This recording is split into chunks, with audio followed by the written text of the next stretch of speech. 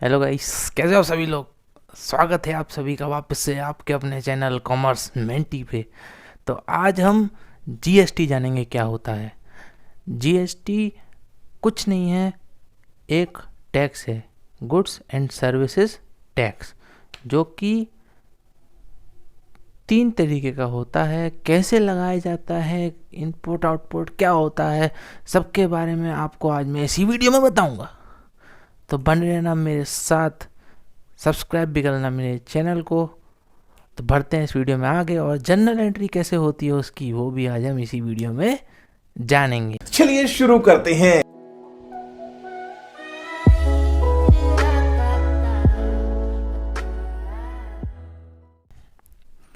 तो सबसे पहले हमने बात की जीएसटी के बारे में। जीएसटी है गुड्स एंड सर्विसेज टैक्स। क्या है ये? टैक्स क्या होता है? टैक्स किसके पास जाता है? Tax is a source of income for government. Government का पैसा का सोर्स मतलब गवर्नमेंट की जो इनकम है उसमें कुछ पार्ट टैक्स का भी होता है, और आज के ज़माने में जीएसटी ही उसका सबसे ज़्यादा हिस्सा है। तो आपने जीएसटी का मतलब जान लिया कि कोई भी गुड्स बिकेगा, कोई भी सर्विस बिकेगी तो उस पर टैक्स लगेगा गवर्नमेंट के द्वारा, ठीक है। और उसी को हम कहते हैं जीएसटी। अब बात करते हैं जीएसटी के टाइप्स क्या होते हैं। जीएसटी 3 तरीके की बनाई गई है, आईजीएसटी, एसजीएसटी और सीजीएसटी। सबसे पहले आते हैं सीजीएसटी पे। सीजीएसटी की फुल फॉर्म होती है central goods and services tax.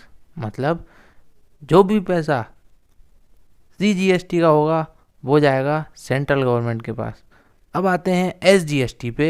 SGST का मतलब है state goods and services tax. मतलब जो भी एसजीएसटी का पैसा होगा वो जाएगा स्टेट गवर्नमेंट के पास, और जितना भी आईजीएसटी का पैसा होगा मतलब integrated goods and services tax, वो इंटर स्टेट का होता है, इसे इसकी फुल फॉर्म होती है इंटीग्रेटेड, और वो जाएगा, वो भी सेंट्रल गवर्नमेंट के पास जाएगा। तो सीजीएसटी आपके मतलब ये ग्रुप में बटा हुआ है, या तो सीजीएसटी एंड एसजीएसटी देना है और आईजीएसटी देना है।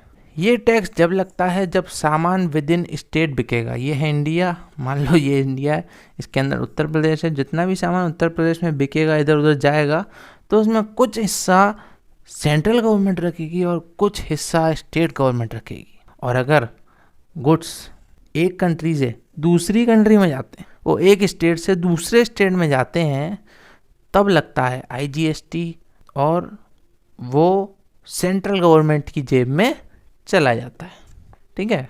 अब जानते हैं जर्नल एंट्री कैसे होती है। जर्नल एंट्री जानने के लिए हमें ट्रांजैक्शन की ज़रूरत पड़ेगी।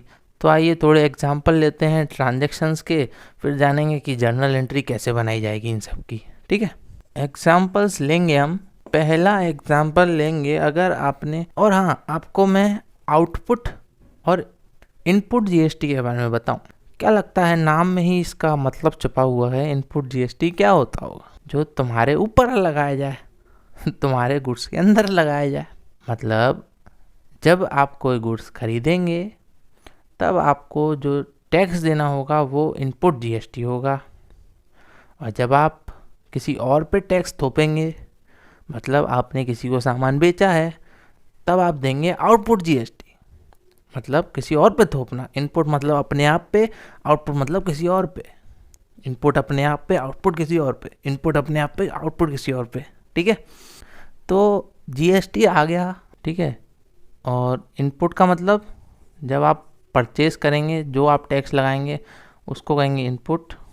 आप पे लगा जो परचेस के टाइम पे, और ये लगेगा सेल के टाइम पे। अब कोई भी लग सकता है, सीजीएसटी, एसजीएसटी, आईजीएसटी, सीएसआई, इसमें भी प्रकार होते हैं। इनपुट आउटपुट मेन है, उसके अंदर सीएसआई सब पार्ट है दोनों के, ठीक है।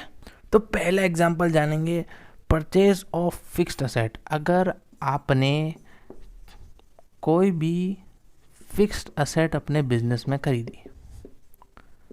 फिक्स्ड असेट पता है क्या होती है?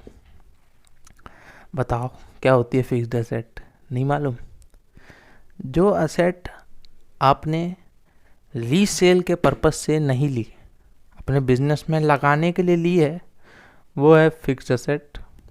ठीक है, जैसे कि आपकी मान लो जनरल स्टोर है, आपका ग्रोसरी का स्टोर है, और आपने एक डीप फ्रीज़र लिया है, तो वो आपने रीसेल के पर्पस से थोड़ी ना लिया है, वो आपने इसलिए लिया है ताकि आप डेयरी प्रोडक्ट्स उसमें रख सकें और वो आपके उस डेयरी प्रोडक्ट्स को सही सलामत रख सकें। ठीक है, तो आपने वो अपने यूज़ के लिए लिया है, ना कि रीसेल के पर्पस के लिए। और ये एसेट लंबे समय तक हमारे बिजनेस में टिकी रहती हैं। क्या आपको क्या लगता है कि जनरल स्टोर वाला डीप फ्रीज़र को 6 महीने में बेच देगा, 5 महीने में बेच देगा? नहीं, अगर वो सही चल रहा है तो उसे वो 1-2 साल तक अपने बिजनेस में ज़रूर रखेगा। ठीक है, समझ में आ चुका होगा आपको ये टॉपिक। अब जानते हैं जनरल एंट्री कैसे होती। अब मान लो सिंपल है, एक तो लेते हैं सिंपल ट्रांजैक्शन, एक लेते हैं विद जीएसटी ट्रांजैक्शन। सिंपल था, जैसे कोई एसेट आई, मशीन मान लो, यहाँ मशीन हम फिक्स्ड एसेट ले रहे हैं, तो मशीन अकाउंट को हम करते थे डेबिट, और जो पेमेंट मेथड है बैंक से या कैश से, जो भी है, मैं बैंक लिख दे रहा हूँ। जो हो गई जनरल एंट्री, यहाँ लिख देंगे हम उसकी नरेशन। ये तो होती है सिंपल एंट्री, यहाँ अमाउंट लिख देते थे। बट अब आ गया है ज़माना जीएसटी का, जे एंट्री हो गई बेकार। जीएसटी कुछ परसेंट में होती है। मान लो मशीन पे 10% जीएसटी लगती है, और मशीन मान लो 40,000 रुपीज़ की है। 40,000 रुपीज़ कॉस्ट है मशीन की। ठीक है, अब विद जीएसटी कैसे लगाएंगे? यहाँ तो आप 40,000 डाल दोगे, लेकिन ये एंट्री आज के ज़माने में बेकार है। अगर आप सही तरीके से लाए हो, बिल बनाओगे जब भी जीएसटी लगेगी, बिल नहीं बनाओगे तो जीएसटी नहीं लगेगी। ये तो कहीं और की बात है। हम अकाउंटेंट हैं, हम सही तरीके से काम करते हैं। ठीक है, अब इसमें आपने जीएसटी किसी और को पे करी है, पे तो डायरेक्टली गवर्नमेंट को करी है, लेकिन जो एक्चुअल में पे करी है उस टाइम पे, वो पे करी है उस आदमी को जिसने आपको मशीन बेची है। तो आप बनाएंगे मशीन अकाउंट डेबिट,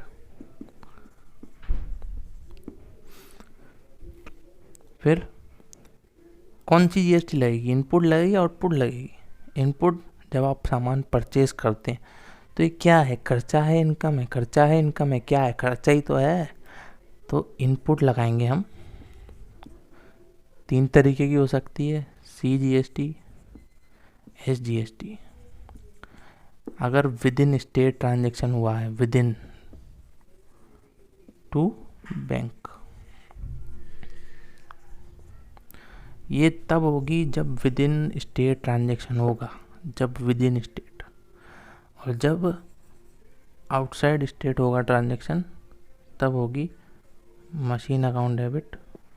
अब ट्रांजेक्शन हुआ है चंडीगढ़ से चेन्नई से लेके यूपी तक। यूपी और चेन्नई 2 डिफरेंट तरीके की स्टेट हैं, तो डिफरेंट स्टेट्स हैं। अगर आप कोई सामान यहाँ से मंगाएं, यहाँ से ये लोग यहाँ से मंगाएं, तब लगता है IGST, और इसको हम पे कर देते हैं। ठीक है, अब 40,000 का मशीन था, टोटल वैल्यू नहीं है, ठीक है, सिर्फ 40,000 मशीन की बताइए। रुको रुको रुको रुको रुको 40,000। अब GST आपको बता रखा होता है, अगर C और S दोनों लगने हैं तो आधे आधे में बढ़ जाते हैं। अगर सिर्फ I लगता है तो 4 लगेगा और 40 लगेगा। पे आपको 44 ही करने हैं, चाहे कुछ भी हो जाए। ठीक है, अगर ये टैक्स बराबर नहीं होंगे तो क्यों कोई अपने स्टेट में ट्रांजैक्शन करेगा? है कि नहीं? ये भी आपके दिमाग में सवाल आ रहा होगा कि अगर हम बाहर से ही मंगा लें तो ज़्यादा बढ़िया है ना, अगर इन दोनों का टैक्स अलग अलग होता है। इसलिए हम डिवाइड कर देते हैं यहाँ पे। ठीक है, डिवाइड करते हैं, टोटल टैक्स को डिवाइड करते हैं C और S के बीच में। आधा आधा रखते हैं, दोनों खुश रहते हैं आपस में, ठीक है। अब आ जाता है परचेज ऑफ गुड्स। जब आपने गुड्स खरीदे हैं, अब आपने खरीदे हैं गुड्स, ठीक है। तो गुड्स में आपको मैंने पिछली वीडियो में बताया था कि स्टॉक को तो हम डेबिट कर नहीं सकते, रियल अकाउंट उसका रीज़न था, बैलेंस नहीं आ सकता, फ़र्क पड़ता है। तो इसलिए हमने परचेज और सेल्स अकाउंट खोले थे। तो अब हम सामान खरीद रहे हैं, तो सिंपल एंट्री क्या बनती थी, purchase account debit to cash account, being goods purchase, जो भी लिखना है लिख दो यार, बीइंग लगा के जो होता है वो लिख दो, टिक। अब आते हैं विद जीएसटी के ट्रांजैक्शन पे। अब आपने जीएसटी दिया है तो कुछ नहीं है, इनपुट दिया है, आपके ऊपर तो लगाया गया टैक्स, इनपुट आपके ऊपर लगाया गया। तो purchase account debit, input C GST, अगर transaction with in state within in state,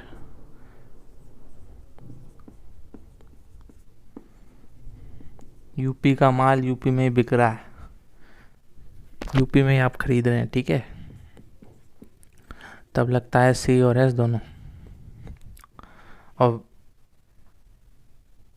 with in state transaction अगर नहीं है तब लगता है आईजीएसटी, ठीक है। आईजीएसटी लिख नहीं रहा हूँ, आप समझ गए होगे, यही एंट्री बनाना, बस इन दोनों की जगह आईजीएसटी लिख देना, जितना परसेंट होगा आप निकाल लेना। आपको मैं अगली वीडियो में चाहो तो एक वो करा दूंगा, वो क्वेश्चन करा दूंगा एक, है कि नहीं, ज़्यादा बढ़िया है। अच्छा, अब आते हैं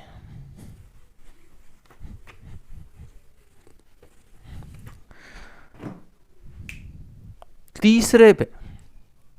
तीसरा है सेल्स ऑफ गुड्स। सामान आपने बेचा, सामान आपने बेचा, तब आपने कौन सा टैक्स लगाया होगा, इनपुट वाला कि आउटपुट वाला। अब आप किसी और पे टैक्स लगा रहे हैं, पे आपको सरकार को ही करना है, पर अब आप किसी और पे टैक्स लगा रहे हैं, तो यहाँ बात सिर्फ आउटपुट की आएगी, सिर्फ आउटपुट की बात आएगी। तो हमने एक चीज़ जाननी पड़ेगी कि आप परसेंट तो सेम ही रहेगा, 10% वहाँ भी है, 10% वहाँ भी है, लेकिन सेल आप ज़्यादा वैल्यू पे करोगे, करोगे कि नहीं। आपने कोई माल 40,000 में खरीदा था, उस पर 10% टैक्स दिया था, तो 4,000 का टैक्स दिया था। अब आप वही सामान किसी को 45,000 रुपीज़ का बेचते हो, तब आप टैक्स लोगे कितना, 4,500। क्या ये आपका फ़ायदा है, क्या इसमें 500 रुपये आपका फ़ायदा है। 4,000 आप देख के आए हो, 4,500 आपको मिला है। मैंने आपको शुरू में ही बता दिया कि जीएसटी जो है वो सरकार की इनकम है, और सरकार की इनकम सरकार ही रखेगी, आपको कैसे दे देगी।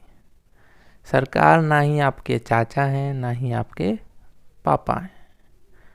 वो बात अलग है करप्शन की, यहाँ पढ़ाई में सिर्फ ईमानदार दुनिया ही चलती है और वही चलेगी, ठीक है। तो 4,500 रुपये का टैक्स आपने दूसरे से ले लिया, तो अब ये 500 रुपये कहाँ जाएंगे, 500 रुपये आप सरकार को देंगे। वो मैं आपको एंड में बताऊंगा कि एंट्री क्या होगी, वो पैसा भी सरकार पे ही जाएगा, ठीक है। अब एंट्री जान लेते हैं। सिंपल क्या होती भाई, सिंपल बताओ, जल्दी बताओ यार, सिंपल एंट्री क्या होती, क्या होती, क्या होती, क्या होती, क्या होती, क्या होती, बताओ बताओ बताओ बताओ। हाँ, bank account debit to sales account, narration लिख देना बिंग लगा के ठीक है।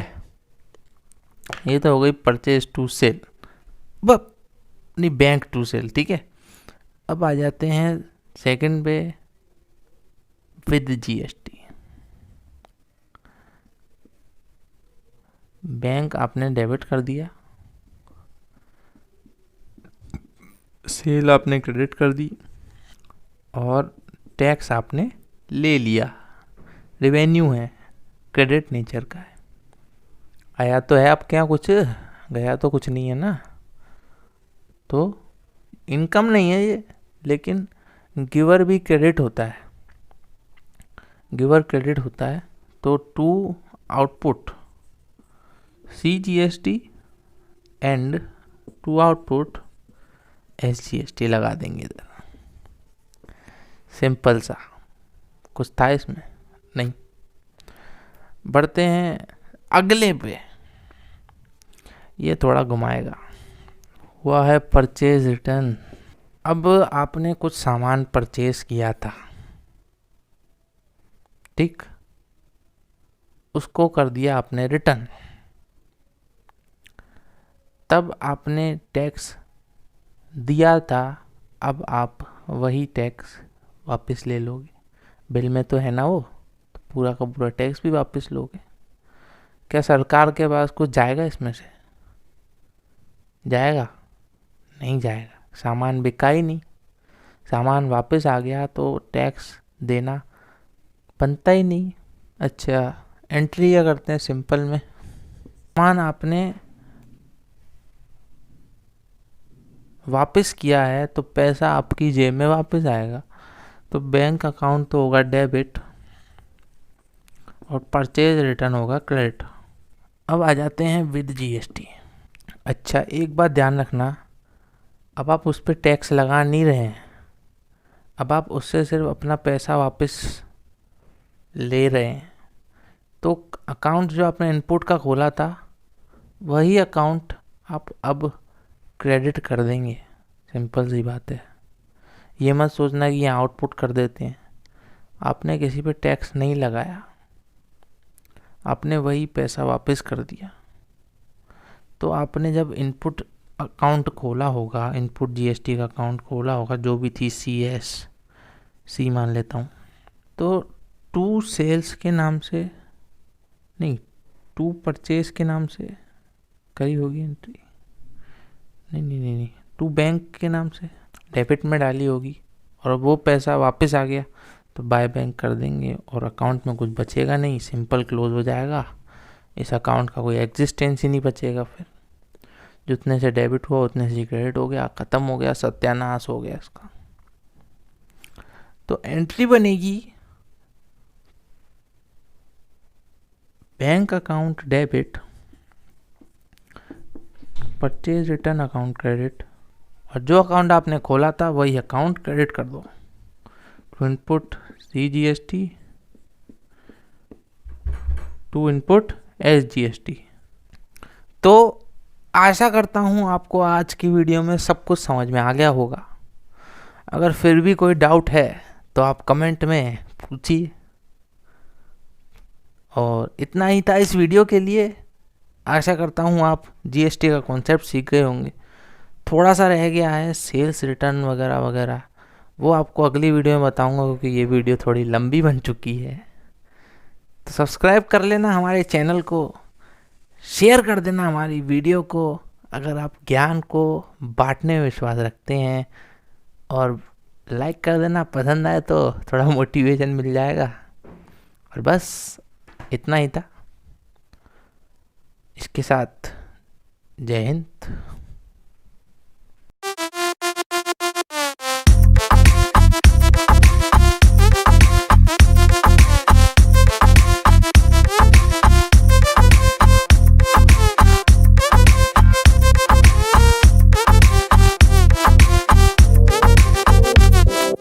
Thank you.